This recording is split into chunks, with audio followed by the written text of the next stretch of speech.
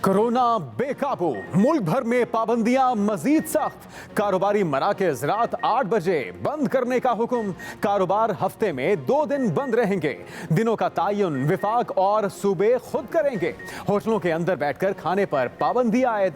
Hotel के बाहर बैठकर खाने की इजाजत भी सिर्फ रात 10 बजे तक होगी। शादी में 300 से ज्यादा अफराद शामिल नहीं होंगे।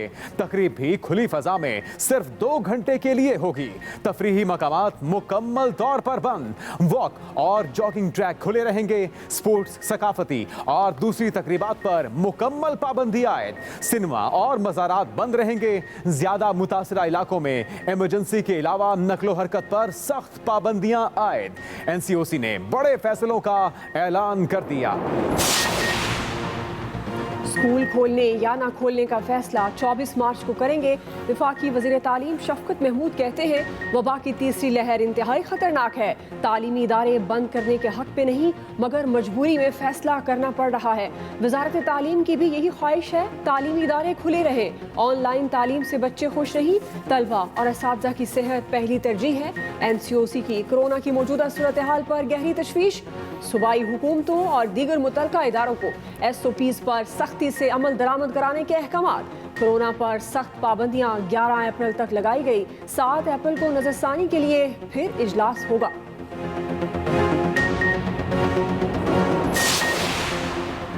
बैनुल-अक़वामी मुसाफिरों को पाकिस्तान पहुंचने पर कोरोना टेस्ट कराना लाजिम। बैरून मुल्क से आने वालों के लिए नया सफर हुक्मनामा जारी। मुसाफिरों के लिए हेल्थ डिक्लेरेशन फॉर्म पुर करना लाजमी करार। एयरलाइंस मुसाफिरों को सवार करने से पहले तैयारे को डिसइंफेक्ट करेंगी।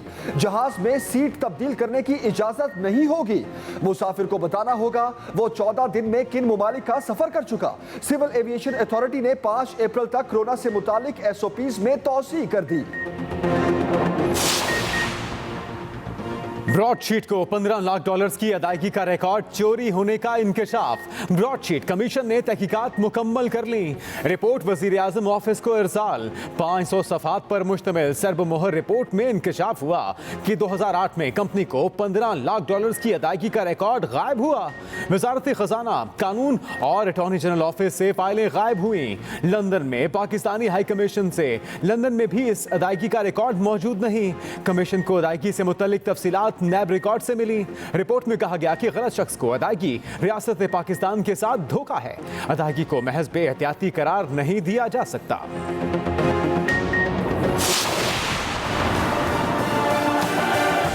मरियम नवाज ने यूथ कन्वेंशन से जो तकरीर की, जो उनकी कल की धमकी थी वो शायद आसिफ अली जरदारी साहब की तरफ थी। इस किस्म के रवैयों से न तो हुकूमत प्रेशर में आएगी और ना प्राइम मिनिस्टर इमरान खान के वो ना दबाव में आता है और ना किसी से डरता है। मरियम नवाज और फजलुर रहमान अमन अमान का मसला पैदा करना चाहते हैं जो नहीं होने देंगे। वफाकी हुकूमत का वाज़ेह मौक़िफ़। शिबली फराज कहते हैं मरियम नवाज का यूथ कन्वेंशन में लबो लहजा मायूस कुन था। मरियम नवाज नैब पर लश्कर कशी की धमकियां दे रही हैं। ऐसी किसी धमकी से दबाव में नहीं आएंगे। मरियम नवाज ने कारकुनों में इश्तियाल दिलाया इनको अपने किए का हिसाब देना पड़ेगा। मौलाना अपने मकासद के लिए दीन को इस्तेमाल कर रहे हैं। सियासी प्लेटफॉर्म का ज़ाती मफादात के लिए इस्तेमाल खतरनाक है। ये उल्टे होकर खड़े हो जाएं, इनको कोई रियायत नहीं मिलेगी। मेरे ख्याल में जुबान काटने वाली धमकी आसिफ अली जरदारी के लिए थी। ऑपोजिशन को बड़े अच्छे तरीके से डील करेंगे।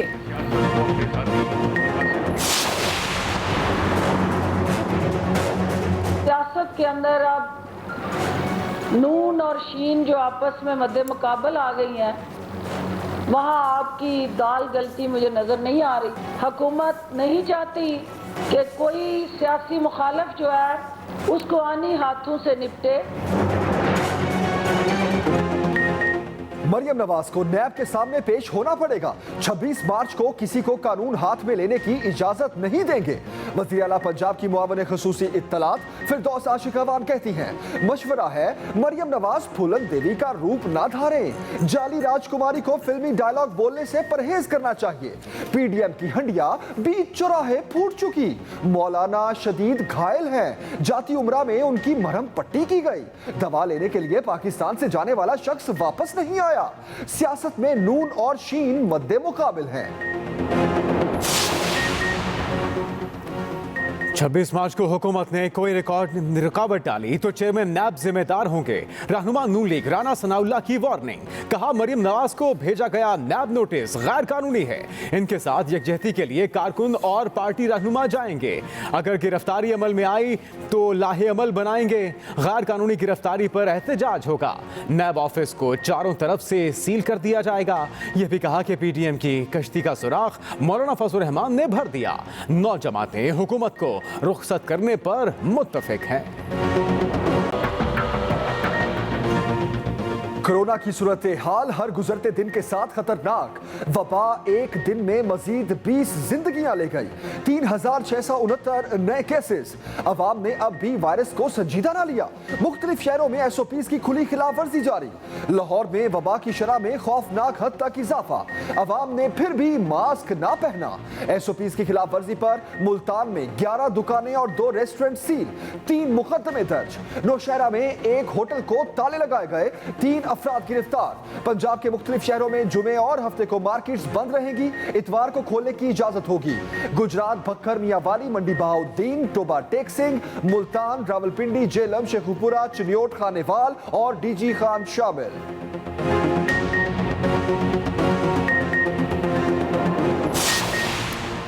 कोरोना SOPs की खिलाफ वर्जी पर जुर्माने और गिरफ्तारी भी हो सकती है।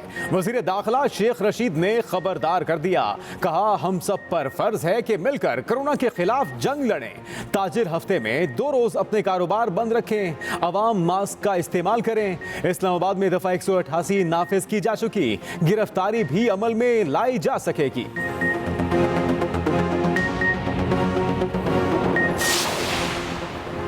वज़ीर आज़म हशाश बशाश। करंतना में इमरान खान की पहली तस्वीर सामने आ गई।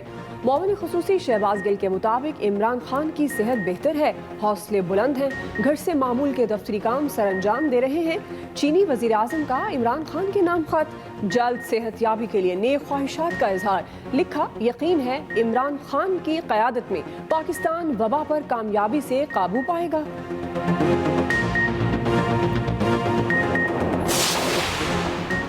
नवाज शरीफ और जरदारी को सजाएं नहीं होती तो मुल्क के वसाइल जाया करने का क्या फायदा। वफाकी वजीर science and technology Fawad Chaudhry का सवाल। कहा अवाम की नैब से तवक्को है कि मुकदमात को मंतकी अंजाम तक पहुंचाया जाए। नवाज शरीफ और आसिफ जरदारी करप्ट नहीं तो फिर पाकिस्तान करप्शन फ्री मुल्क है।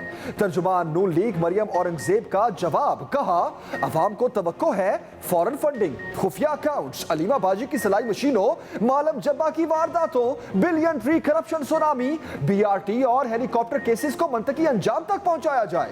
आटा, चीनी, बिजली, गैस और दवाई चोरों को भी मंतकी अंजाम तक पहुंचाया जाए। अगर इमरान खान करप्ट नहीं तो वाकई पाकिस्तान करप्शन फ्री है। पीपल्स पार्टी ने चेयरमैन सेनेट का इलेक्शन चैलेंज कर दिया। यूसुफ रजा गिलानी की इस्लामाबाद हाई कोर्ट में दरख्वास्त। 12 मार्च का चुनाव कलअदम करार देने की इस्तदा। मौक़िफ़ अपनाया। चेयरमैन सेनेट के इलेक्शन में खुली धांधली की गई। 7 वोट गैर कानूनी तौर पर मुस्तरद किए गए। मुस्तरद वोटों को मंजूर करके उन्हें चेयरमैन सेनेट करार दिया जाए। अदालत 24 मार्च को केस की समाअत करेगी।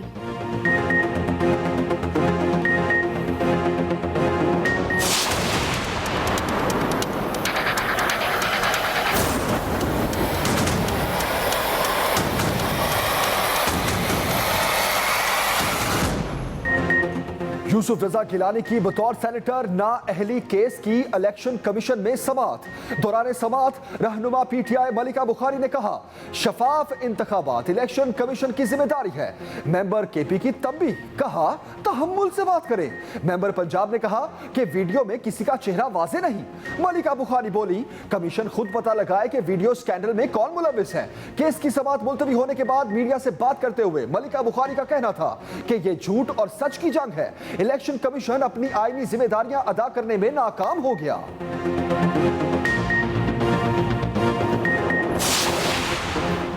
अकबर एस बाबर PTI की दस्तावेजात लेने के अहल नहीं। Tehreek Insaf foreign funding case में सरबराह स्क्रूटनी कमेटी के remarks. DG law election commission ने कहा कि अकबर एस बाबर ने अपना केस खुद साबित करना है। अकबर एस बाबर कहते हैं दस्तावेजात क्यों छुपाई जा रही हैं। तमाम सबूत कौम के सामने रखना होंगे। अधूरे सबूतों पर फैसला नहीं लूंगा।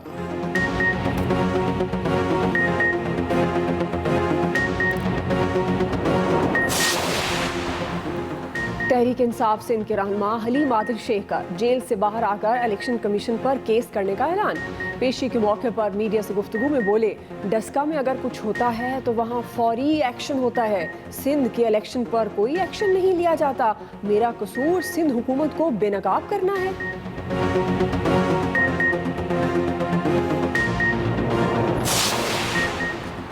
विफाकी वजीर फवाद चौधरी के खिलाफ तौहीन अदालत की दरखास्त दायर। जस्टिस काजी फायज ईसा की अहलिया सईना ईसा ने दरखास्त दायर की।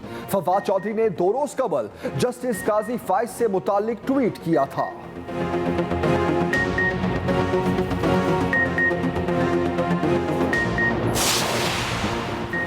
हमारा दुश्मन भी हम पर 1 रुपए की करप्शन का इल्जाम नहीं लगा सकता। चेयरमैन पीएसपी मुस्तफा कमाल कहते हैं, काम इबादत समझकर करता हूं। तमाम जमातें मुझे विजारतें देने को तैयार हैं। वफादारी बेच दूं तो विजारतें और गाड़ियां हमारे पास हों।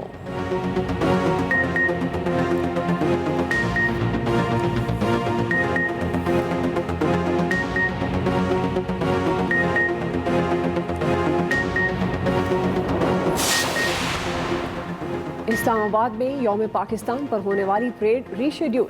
ISPR के मुताबिक मौसम की खराबी बारिश के बायस 2 दिन के लिए परेड मौखर की गई। यौम पाकिस्तान की परेड अब 25 मार्च को शक्करपड़ियों पर होगी।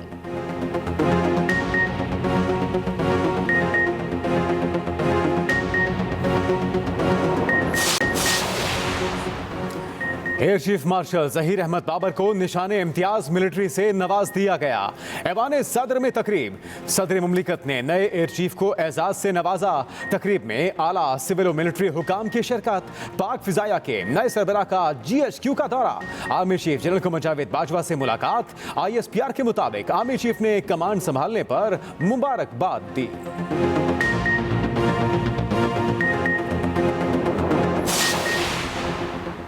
बाबर आजम के खिलाफ मुकदमा दर्ज करने का हुक्म मुअत्तल। लाहौर हाई कोर्ट ने कप्तान कौमी क्रिकेट टीम के खिलाफ FIA में मुकदमे के इंदराज का हुक्म मुअत्तल किया। बाबर आजम ने अदालत आलिया से रुजू कर रखा था।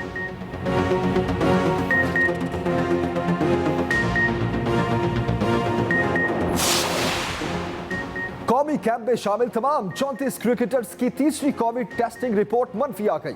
हसन अली की पहली रिपोर्ट पॉजिटिव आने के बाद मुसलसल 2 रिपोर्ट्स मनफी आई। फास्ट बॉलर कल से बायोसिक्योर बबल का हिस्सा बन जाएंगे।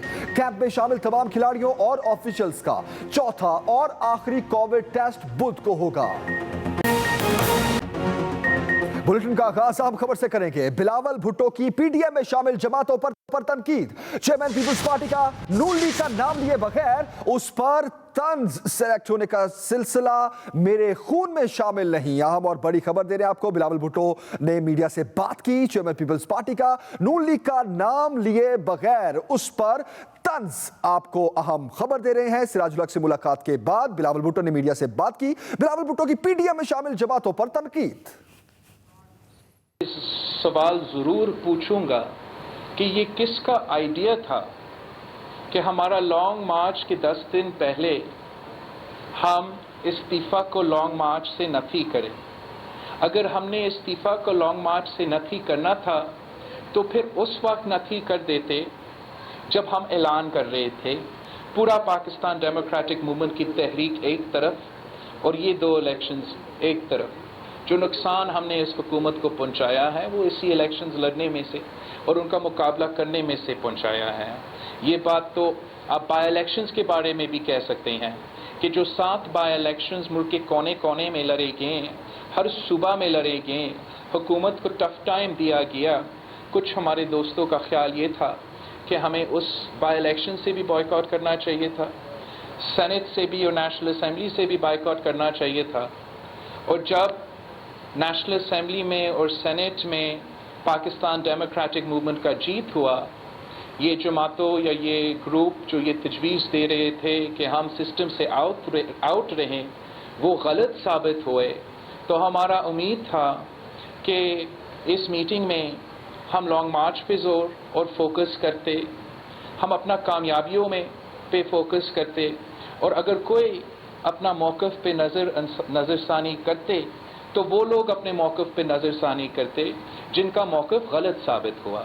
अगर किसी का इल्ज़ाम मुझ पे ये लगाने की कोशिश कर रही हैं कि हम सेलेक्ट होने के लिए तैयार हैं, तो हमारे रगों में ये सेलेक्ट होने वाला सिलसिला नहीं है। लाहौर से कोई दूसरा सियासी खानदान है जिसमें ये माजी उनका तो रहा है। इसी मुतालिक मजीद डिटेल्स जानते हैं हमारे नुमाइंदे अफजाल तालिब इस वक्त हमारे साथ हैं। अफजाल, तफसीलन बताइएगा, मजीद मीडिया से बात करते हुए बिलावल भुट्टो का क्या कहना था?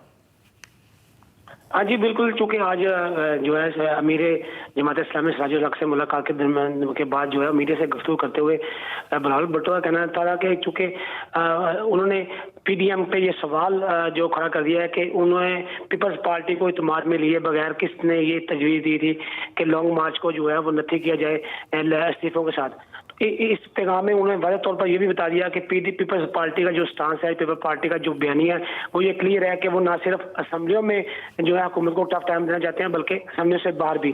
तो अभी भी वो जो पीडीएम के लास्ट मीटिंग में उन्होंने जो टाइम मांगा था, उन्होंने, मैं समझता हूँ कि उन्होंने पीडीएम के इजलास से पहले, अपने सेंट्रल एग्जीक्यूटिव कमेटी के इजलास से पहले उन्होंने ये मौका भी तय कर दिया कि पीपल्स पार्टी किसी भी तौर पर कौमी और सूबाई से इस्तीफे नहीं देगी। दूसरा, उन्होंने जो सबसे बड़ी अहम बात जो कल मरियम नवाज शरीफ के हवाले से कुछ सवाल उठाया जा रहा था कि कुछ बहुत सिलेक्टेड लोग हैं, तो उस हवाले से जो है बिलावल भुट्टो जरदारी का कहना है ये है कि हमारी रगों में खून ये शामिल ही नहीं है कि हम सिलेक्टेड जो हों। उन्होंने कहा कि लाहौर से एक सियासी खानदान के बारे में माजी में ये रवायत तारीख गवाह है कि उनमें शायद वो सिलेक्टेड होते होंगे, लेकिन हमारे में ये शामिल नहीं है। इस तमाम सूरत हाल के बाद जो है पीडीएम का जो मुस्तकबिल है वो तारीख नजर आता जा रहा है। चूंकि आज सही, अफजाल तालिब आपने तफसीलन अभी आगाह किया, बहुत शुक्रिया आपका।